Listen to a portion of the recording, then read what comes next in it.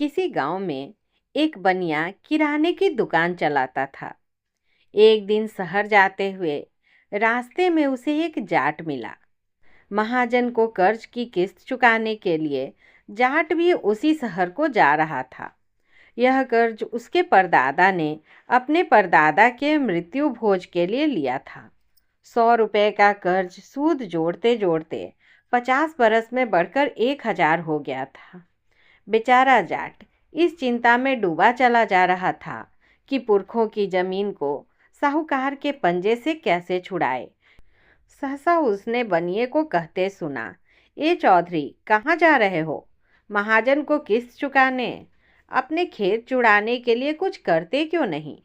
जाट ने कहा, कुछ समझ नहीं पड़ता साहजी। मेरे परदादा ने 100 रुपए लिए थे, जो बढ़कर 1000 रुपए हो गए हैं। मेरे पास ज़्यादा ज़मीन भी तो नहीं। आप ही बताइए, कर्ज चुकाएं तो कैसे? इसकी ज़्यादा चिंता मत करो। जो भाग्य में लिखा है होकर रहेगा। इसे भूल जाओ और मन बहलाने के लिए कहानी सुनते सुनाते चलते हैं। इससे रास्ता आराम से कटेगा। क्या कहते हो? ठीक है, होनी पर रोने धोने से क्या फ़ायदा। चलो कहानियों से जी बहलाते हैं, पर एक शर्त है।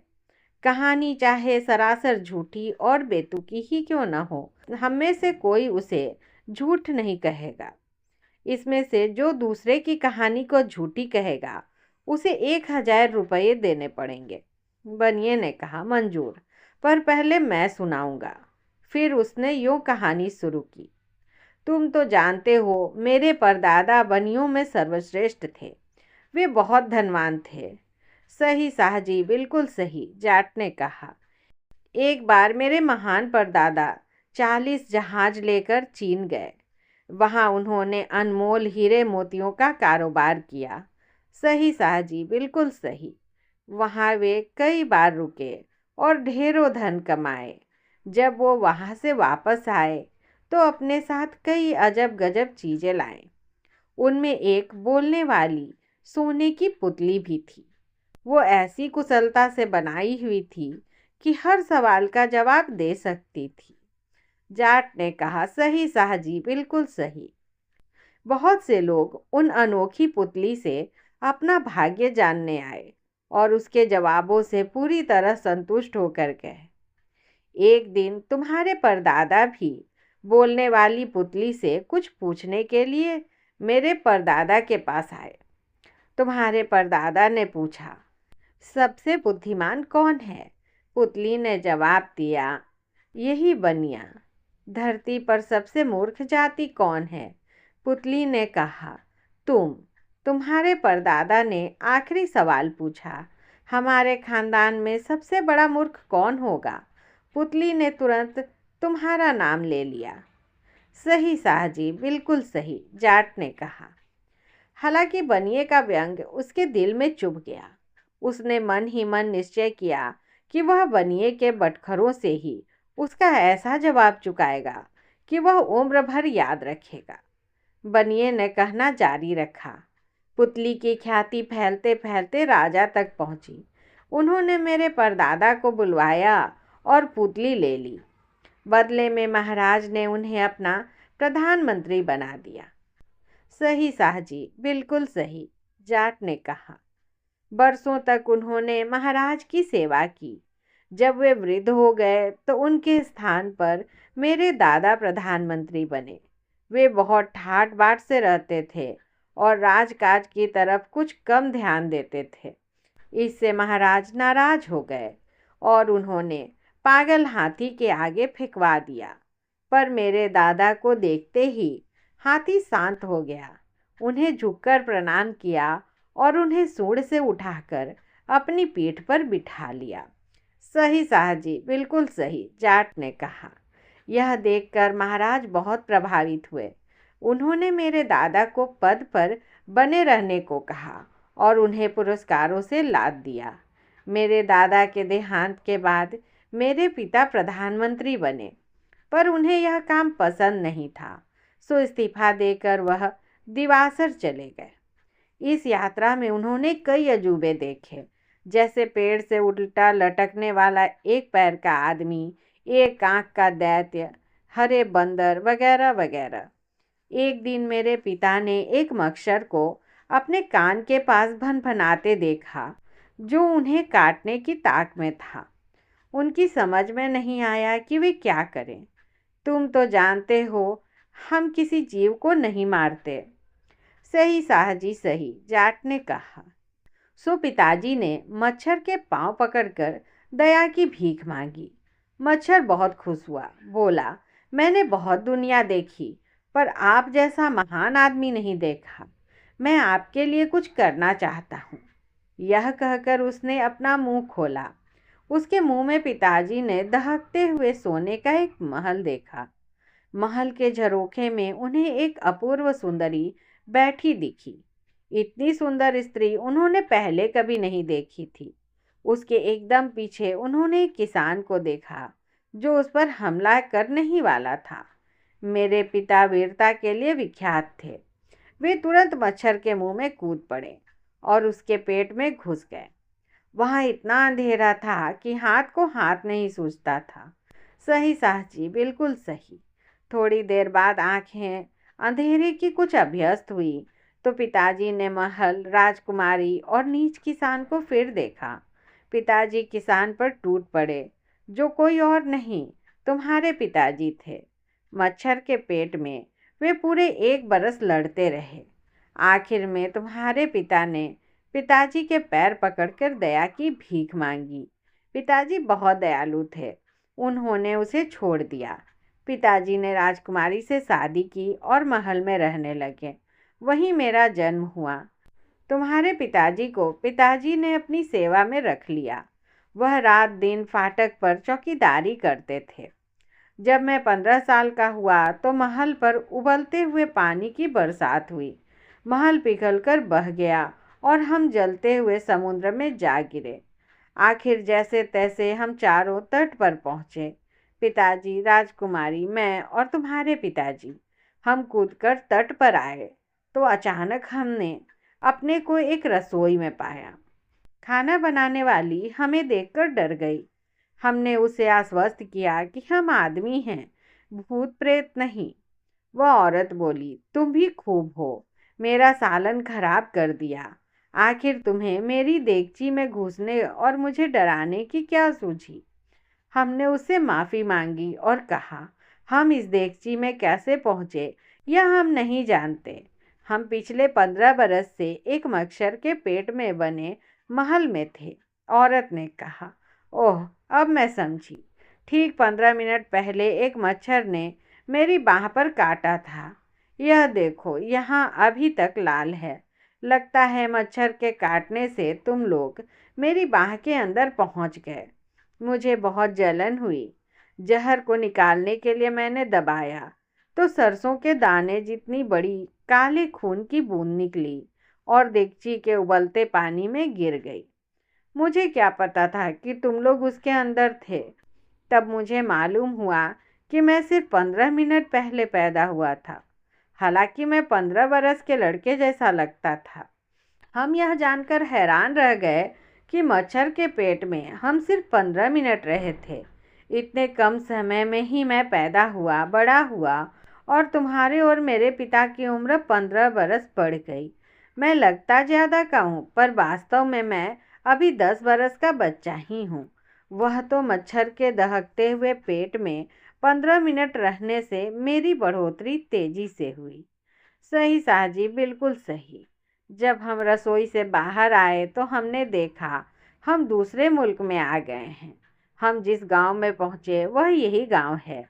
पिताजी, जो पहले प्रधानमंत्री थे, ने किराने की दुकान लगा ली। उनके बाद वह दुकान मैं देखता हूँ। वह राजकुमारी, मेरी माँ, अभी पिछले दिनों स्वर्ग सिधार गईं। यह तो तुम्हें मालूम ही है। यही मेरी कहानी है। सही साहजी, बिल्कुल सही, जाट ने कहा। आपकी कहानी बिल्कुल सच्ची है। कहानी तो मेरी भी सच्ची है, पर वह आपकी कहानी की तरह मज़ेदार नहीं है। सुनिए, मेरे परदादा गांव के सबसे अमीर जाट थे। वे रूपवान, रोबीले, होशियार और नामवर थे। सब उनकी इज्जत करते थे। वे गांव के मुखिया थे। गरीब और असहाय की मदद करना वे अपना धर्म समझते थे। पंचायत में वे हमेशा उनकी तरफदारी करते थे। जिनके पास बैल नहीं थे, उनके खेतों में वे अपने बैलों से जुताई करवाते थे और अपने हाली भेजकर लोगों को कटाई में मदद करते थे। जरूरतमंदों के लिए उनके धान के भंडार हमेशा खुले रहते थे। वे आसपास के तमाम गांवों के झगड़े निपटाते थे। राजा और हाकिम के फैसले से भी लोग उनके फैसले का ज़्यादा मान करते थे। वे भीम से ज़्यादा ताकतवर थे। बदमाश और लुच्चे लफंगे उनसे थर थर कांपते थे। सही चौधरी सही, बनिए ने कहा। एक बार हमारे गांव में भयंकर अकाल पड़ा।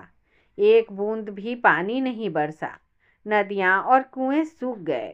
पेड़ हरियाली के नाम पर घास का तिनका तक नहीं रहा। मवेशी, चिड़िया और जानवर मरने लगे। मेरे परदादा ने देखा कि उनके धान के भंडार खत्म होते जा रहे हैं। अगर जल्दी ही कुछ नहीं किया तो लोग भूखों मर जाएंगे। सो उन्होंने जाटों की पंचायत बुलाई और कहा, भाइयों, निश्चय ही इंद्र भगवान हमसे नाराज हैं। अगर हमने जल्दी ही कोई उपाय नहीं किया तो हम में से कोई नहीं बचेगा। तुम अपने खेत 6 महीने के लिए मुझे दे दो। मैं ऐसा इंतजाम करूंगा कि हर खेत में फसल लहलहाएगी। जाट मान गए। तब मेरे परदादा ने अपनी कमर कसी और हजारों बीघा के गांव को एक ही झटके में उठाकर अपने सिर पर रख लिया। सही चौधरी सही, कहते हुए बनिया मन ही मन इस बेतुकी बात पर हंसा। फिर मेरे परदादा पूरे गांव को सिर पर उठाए हुए बरसात की खोज में चल पड़े। जहां भी बरसात होती वे वहां पहुंच जाते और बरसात के पानी को खेतों, कुओं, तालाबों में इकट्ठा कर लेते। जाटों से कहकर उन्होंने सारे खेतों को जुतवाया और बुआई करवा दी। इस तरह बरसात का पानी इकट्ठा करते वे 6 महीने तक मुल्क मुल्क भटकते रहे, जबकि बाकी जाट जुताई बुआई करते रहे। फसलें इतनी अच्छी हुई कि आज तक किसी ने देखी सुनी नहीं होगी। मक्का और गेहूं के बूटे आकाश को छूने लगे। सही चौधरी सही, बनिए ने कहा। पूरे गांव और गांव वालों को सर पर उठाए हुए संसार भर का चक्कर लगाने के बाद मेरे परदादा वापस अपने देश लौटे और गांव को फिर वहीं रख दिया जहां वह पहले था। उस साल फसलें इतनी अच्छी हुई कि कुछ मत पूछो। मक्का और गेहूं का एक एक दाना आपके सिर जितना बड़ा था। सही चौधरी, बिल्कुल सही। खलिहानों में अनाज निकाल लिया गया, पर इतना अनाज रखे कहाँ। दूर दिवासर से लोग हमारा अनाज खरीदने के लिए आए। मेरे परदादा ने बहुत मुनाफा कमाया। उन्होंने हजारों रुपए गरीबों में बांटे और हजारे भूखों को अनाज दिया। यहाँ तक आते आते जाट और बनिया शहर में पहुँच गए। जाट ने कहना जारी रखा, उन दिनों आपके परदादा की हालत बहुत पतली थी। मेरे परदादा ने दया करके उन्हें अनाज तौलने और मापने के लिए नौकर रख लिया। सही चौधरी सही, आपके परदादा रात दिन अनाज तौलने मापने में लगे रहे। उनमें अक्ल नाम की कोई चीज़ थी ही नहीं। वे अक्सर गलती कर बैठते थे, इसलिए उन्हें अक्सर मेरे परदादा के हाथों मार खानी पड़ती थी, बेचारे। सही चौधरी सही। इस समय तक वे उस महाजन की पेढ़ी पर पहुंच गए जिससे जाट ने कर्ज ले रखा था। महाजन ने राम राम करके ग्राहकों का अभिवादन किया और बैठने को कहा, पर उस पर कोई ध्यान नहीं देते हुए जाट ने कहना जारी रखा, तो साहजी, मेरे परदादा ने अपनी सारी फसल बेच दी तो तौलने मापने को कुछ नहीं रहा। सो आपके परदादा को नौकरी से हाथ धोना पड़ा। जाने के पहले उन्होंने मेरे परदादा से 100 रुपये उधार मांगे। उदारतावश मेरे परदादा ने आपके परदादा को कर्ज दे दिया। सही चौधरी सही, बनिए ने कहा। ठीक। जाट ने आवाज़ को तेज करते हुए कहा, ताकि महाजन भी सुन ले। वे रुपए आपके परदादा ने लौटाए नहीं। सही चौधरी सही, न तो आपके दादा ने वह कर्ज चुकाया और न आपके पिता ने, और न आज तक आपने ही हिसाब चुकता किया। सही चौधरी सही, बनिए ने कहा। वे 100 रुपये ब्याज और चक्रवृद्धि ब्याज मिलाकर अब पूरे 1000 रुपये हो गए हैं, जो आपको मुझे देने हैं। सही चौधरी सही, बनिए को मजबूरन कहना पड़ा। सेठ जी और दूसरे गवाहों के सामने आपने कर्ज कबूल लिया है। वे 1000 रुपये क्या आप सेठ जी को देने का कष्ट करेंगे, ताकि मेरे गिरवे रखे खेत मुझे वापस मिल जाएं। बनिए पर जैसे बिजली गिरी, इधर गिरे तो कुआं, उधर गिरे तो खाई। अगर वह यह कहता कि यह मनगढ़ंत और झूठी कहानी थी, तो शर्त के मुताबिक उसे 1000 रुपये देने होंगे, और अगर वह उसे सही मानता है तब भी उसे 1000 रुपये देने होंगे। सो न चाहते हुए भी उसे 1000 रुपयों का जुर्माना भरना पड़ा। इसका उसे इतना दुख हुआ कि जिंदगी भर पछतावे की फांस उसके कलेजे में कड़कती रही।